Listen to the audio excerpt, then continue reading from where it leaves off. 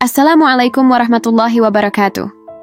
Sahabat yang dirahmati Allah, dalam video kali ini kita akan membahas kisah luar biasa dari seorang nabi yang dikenal dengan kekuatannya yang luar biasa, yaitu Nabi Syam'un Al-Ghazi. Kisahnya begitu menarik karena dikaitkan dengan surah Al-Qadr dan malam Lailatul Qadar, malam yang lebih baik dari 1000 bulan. Yuk, kita simak kisahnya dengan penuh hikmah dan ketenangan. Nabi Syam'un Al-Ghazi, yang dikenal dalam sejarah sebagai seorang nabi dari Bani Israel, dikaruniai kekuatan fisik yang luar biasa oleh Allah Subhanahu wa Ta'ala. Beliau adalah seorang pejuang yang tidak terkalahkan dalam pertempuran melawan musuh-musuh Allah. Ia berjuang melawan kaum yang menindas Bani Israel dan senantiasa beribadah kepada Allah. Namun musuh-musuhnya tidak tinggal diam. Mereka mencari cara untuk melemahkannya. Nabi Syam'un adalah nabi yang berasal dari Bani Israel dan diutus oleh Allah Subhanahu wa Ta'ala di tanah Romawi.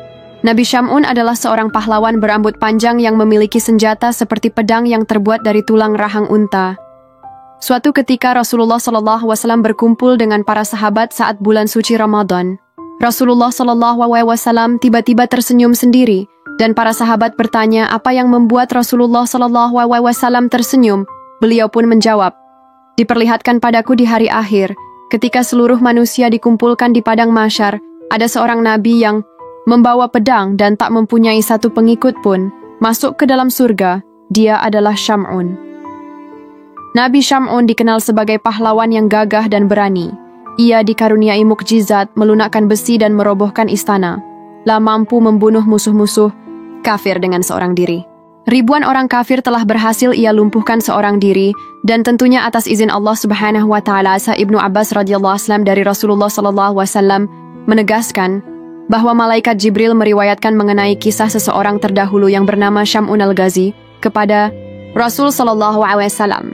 Ia telah berperang melawan kaum kafir selama 1000 tahun yang hanya bersenjatakan rambut jenggot unta.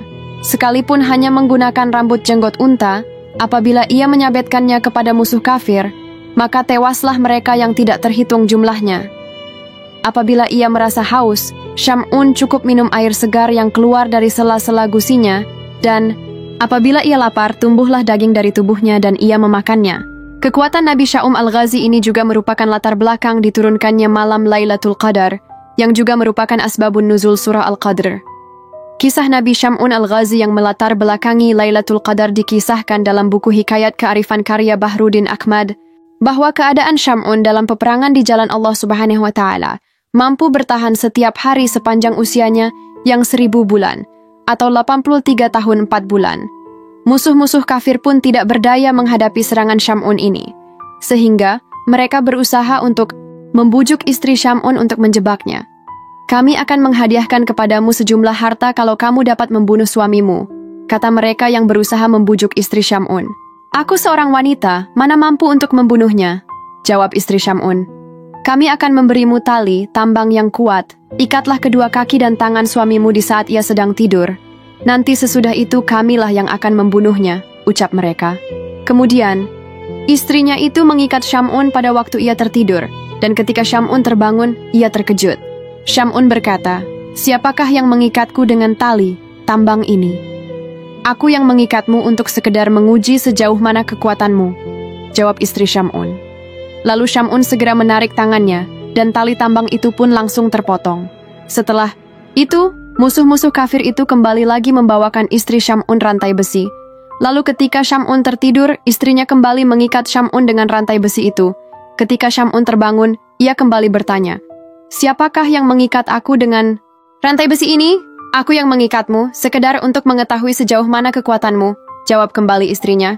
Lalu Syam'un menarik rantai besi itu, maka terputuslah rantai besi itu. Akhirnya Syam'un berkata kepada istrinya, "Wahai istriku, aku ini seorang wali Allah dari sekian banyak waliullah yang ada di muka bumi ini. Tak ada seorang pun yang mampu mengalahkanku dalam perkara dunia, kecuali rambutku yang panjang ini." Istrinya pun memperhatikan setiap ucapan suaminya itu. Lalu, sewaktu Syam'un tertidur, istrinya segera memotong rambutnya sebanyak 8 potong rambut, yang panjangnya sampai terjurai ke tanah, dan mulailah istrinya mengikat kedua tangannya dengan 4 gelung rambutnya, dan 4 gelung lainnya diikatkan ke bagian kakinya. Ketika Syam'un terbangun, ia kembali bertanya, "Siapakah yang mengikatku ini?" Aku untuk sekedar menguji kekuatanmu, jawab istrinya.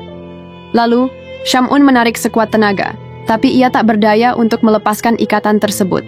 Kemudian, istrinya segera memberitahukan kepada musuh-musuh kafir, dan mereka pun segera datang dan membawa Syam'un menuju tempat pembantaian.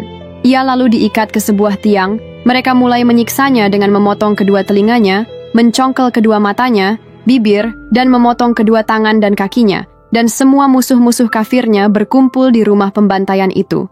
Kemudian Allah, SWT memberi wahyu kepadanya. Wahai Syam'un, apa yang kamu inginkan? Aku bakal mengabulkannya, dan bakal membalas mereka. Syam'un menjawab, Ya Allah, aku hanya menginginkan engkau memberi kekuatan kepadaku, hingga aku dapat menggerakkan tiang rumah ini, dan menghancurkan mereka semua. Kemudian, Allah Subhanahu wa Ta'ala memberi kekuatan kepadanya, dan ia pun dapat menggerakkan tubuhnya. Seketika itu pula tiang itu hancur, dan hancur pula rumah itu. Atapnya menimpa para kafir itu. Semua binasa termasuk istrinya yang kafir itu. Hanya Syam'un sendiri yang selamat, berkat pertolongan Allah Subhanahu wa Ta'ala. Seluruh anggota tubuhnya kembali seperti semula. Syam'un pun kembali beribadah kepada Allah Subhanahu wa Ta'ala selama 1000 bulan.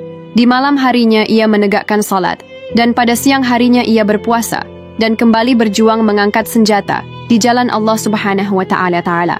Dalam buku Quran Hadits karya Asep BR disebutkan bahwa setelah mendengar kisah Syam'un tersebut, para sahabat Nabi Muhammad SAW menangis terharu.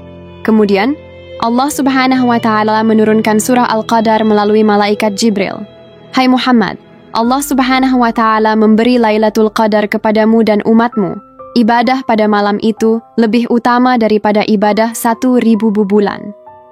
Bahkan ada salah seorang ulama yang menjelaskan, Allah SWT berseru, Hai Muhammad, salat 2 rakaat pada Lailatul Qadar adalah lebih baik bagimu dan umatmu daripada mengangkat senjata perang di zaman Bani Israel selama 1000 bulan.